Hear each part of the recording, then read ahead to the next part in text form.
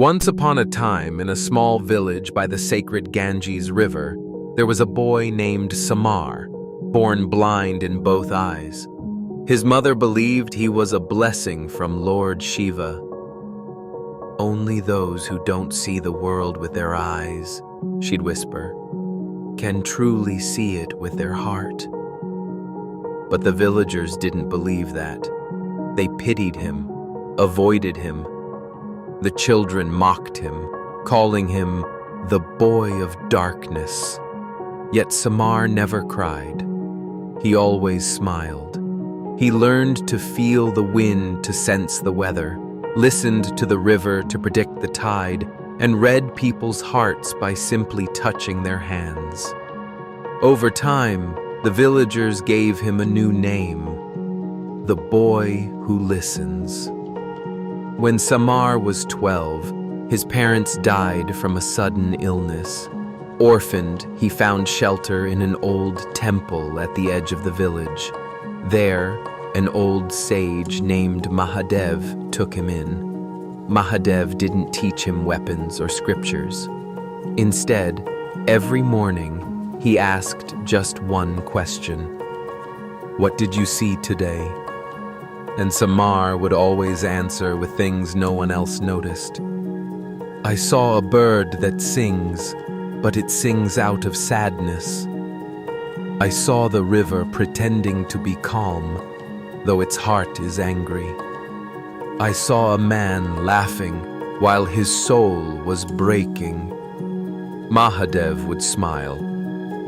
"Good," he'd say. "You are beginning to see with the heart." One year, the king of the realm announced a grand contest to find a spiritual guide who could help lead the people in wisdom and peace. Scholars, monks, warriors, philosophers came from every land.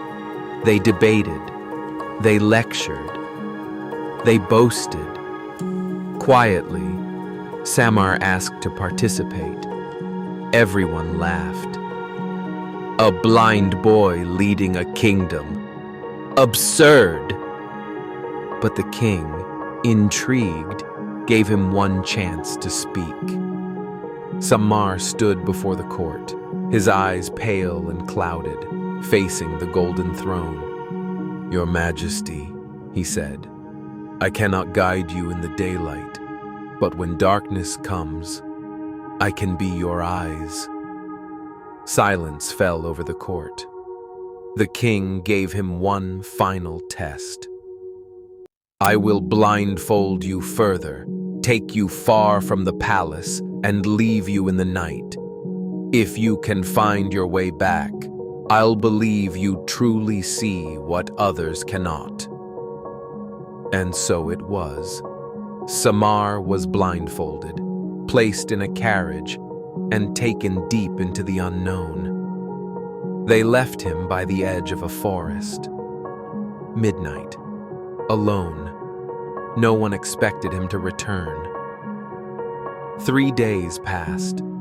Just as the contest was about to close, Samar entered the palace court, barefoot and covered in mud, but smiling. "I heard the palace drums at dusk," he said. "I smelled the sacred incense from the southern temple. I felt the slope of the earth tilt gently northeast. I didn't need to see the way. I only needed to remember the way home." The king stood.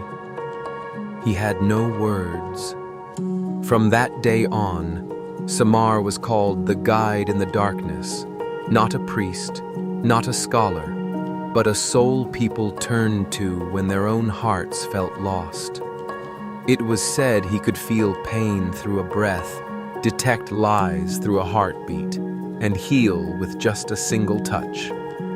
Years later, when Samar was old and his breath was fading, one of his disciples asked, "Master, do you regret never seeing the light?" Samar smiled, placing a hand over the disciple's heart. "I was never blind. The truly blind are those with eyes wide open, but hearts forever closed.